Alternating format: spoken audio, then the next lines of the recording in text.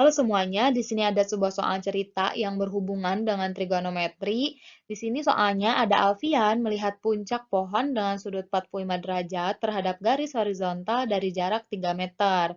Jika tinggi Alfian diukur dari tanah adalah 1,5 meter, yang ditanyakannya adalah tinggi dari pohon. Oke, aku gambarkan dulu ya. Nah, kurang lebih kayak gini gambarnya. Nah, sudutnya 45 derajat. Nah, jadi Alfian itu melihat puncak pohonnya itu dengan sudut 45 derajat karena pohonnya lebih tinggi dari jarak 3 meter. Jadi antara pohon dan Alfian itu jaraknya adalah 3 meter. Tinggi Alfian diukur dari tanah adalah 1,5 meter. Yang ditanyakannya adalah tinggi dari pohon. Oke, kita perhatikan dulu nih gambarnya sebelum kita memulai perhitungan. Kita lihat tinggi Alfian itu adalah 1,5 meter. Dan Alfian itu hanya melihat puncak pohon terhadap garis horizontalnya, berarti yang dilihat Alfian, kalau dari gambar ini, itu cuma dari yang daun-daunnya gitu ya, sampai batang pohonnya. Nah, karena tinggi Alfian yang diukur dari tanah adalah 1,5 meter, dan pohon itu pasti kena tanah juga, nggak mungkin kan pohonnya itu melayang. Nah, jadi tinggi dari sini sampai ke bawah itu sama kayak tinggi Alfian, yaitu 1,5 meter.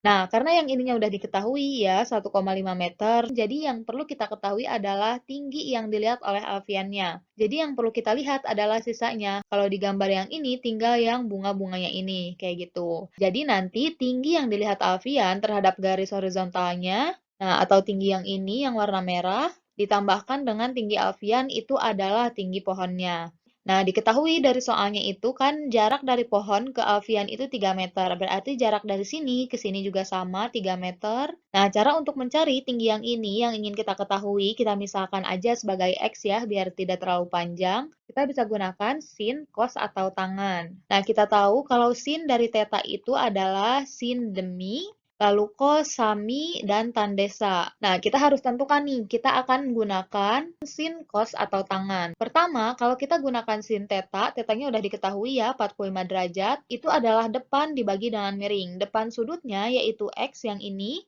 berarti kalau kita gunakan sin theta, depan dari sudut adalah X, berarti X dibagi dengan garis miringnya. Nah, kita bisa gunakan sinus, karena X-nya juga bisa dicari menggunakan ini, tapi miringnya yang ini kita kan nggak tahu ya kemiringannya itu berapa. Jadi kalau kita gunakan sin, itu tuh butuh perhitungan yang lebih lanjut lagi. Nah, berarti menggunakan sin itu tidak bisa ya, tidak efektif maksudnya. Nah, sekarang kita coba kalau menggunakan kosinus. Kosinus itu samping dibagi dengan miring. Samping sudutnya itu adalah yang ini, yaitu 3. Berarti 3 dibagi miring.